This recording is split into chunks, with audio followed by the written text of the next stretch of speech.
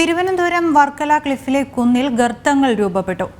കഴിഞ്ഞ ദിവസമുണ്ടായ മഴയിലാണ് ആഴത്തിലുള്ള ഗർത്തങ്ങൾ ഉണ്ടായത്. തീരത്തോട് ചേർന്ന് കിടക്കുന്ന കുന്ന് രണ്ടായി പിളർന്നു മാറുകയും ചെയ്തു. വിവരങ്ങളുമായി ടിൻഡുദാസ് ചേരുന്നുണ്ട്. ടിൻഡു, എപ്പോഴായിരുന്നു ഇത്തരത്തിലുള്ള സംഭവം? അവിടെ എത്രത്തോളം അപകട സാധ്യതയുണ്ട്? ദൃശ്യ, ഇന്നലെ പെയ്ത മഴയിലാണ് ഇത്തരത്തിൽ വർക്കല ക്ലിഫിലെ കുന്നുകളിൽ ആഴത്തിലുള്ള ഗർത്തങ്ങൾ രൂപപ്പെട്ടത്. ഒരാഴ്ച മുമ്പേ തന്നെ ഈ ക്ലിഫിൽ സമാനമായ രീതിയിൽ 2 ഗർത്തങ്ങൾ രൂപപ്പെട്ടിരുന്നു. പക്ഷേ വിനോദസഞ്ചാര വകുപ്പിന്റെ നേതൃത്വത്തിൽ ഇത് മണ്ണിട്ട് മൂടുകയായിരുന്നു. എന്താണ് ഇത്തരത്തിലുള്ള ഗർത്തങ്ങൾ രൂപപ്പെടാനുള്ള കാരണം തുടങ്ങിയതെന്നും കണ്ടെത്താനായി ശ്രമിക്കുകയുണ്ടായില്ല.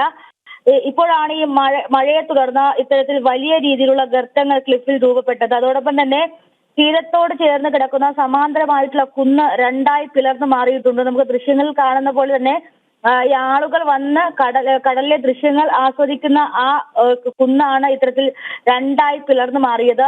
ഇതുമായി ബന്ധപ്പെട്ട വിനോദസഞ്ചാര വകുപ്പിന്റെ ഭാഗത്തു നിന്നും ഇതുവരെ വിശദീകരണങ്ങളൊന്നും ഉണ്ടായിട്ടില്ല.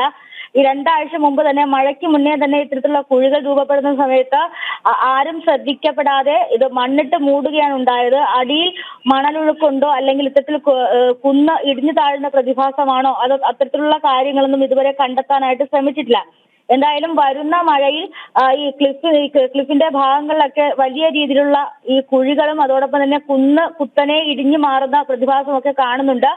അതോടൊപ്പം തന്നെ ഈ ഏറ്റവും കൂടുതൽ ആളുകൾ വിദേശികളായാലും സ്വദേശികളായാലും ആഭ്യന്തര വിനോദസഞ്ചാരികളും ഏറ്റവും കൂടുതൽ എത്തുന്ന ഒരു മേഖല കൂടിയാണ് വർക്കല ക്ലിഫ് എന്ന് പറയുന്നത്. അപ്പോൾ അവിടുത്തെ സുരക്ഷയെ സംബന്ധിച്ചിടത്തോളം ഏറ്റവും വലിയ ആശങ്ക ഉണ്ടാക്കുന്ന ഒരു കാര്യമാണ് ഇന്നുണ്ടായിട്ടുള്ളത്. എന്തായാലും വലിയ രീതിയിലുള്ള ഗർത്തങ്ങൾ രൂപപ്പെട്ടിട്ടുണ്ട്. ഇതുമായി ബന്ധപ്പെട്ട് അധികാരികൾ ആരും തിരിഞ്ഞു നോക്കിയില്ല എന്നതാണ് ഏറ്റവും പ്രധാനപ്പെട്ട കാര്യം. ദൃശ്യ, ടിൻഡുദാസാണ് ആ വിവരങ്ങൾ നൽകിയത്. വർക്കല ക്ലിഫിലെ കുന്നിൽ ഗർത്തങ്ങൾ രൂപപ്പെട്ടു എന്ന വിവരമാണ് ഇപ്പോൾ ടിൻഡു പങ്കുവച്ചത്.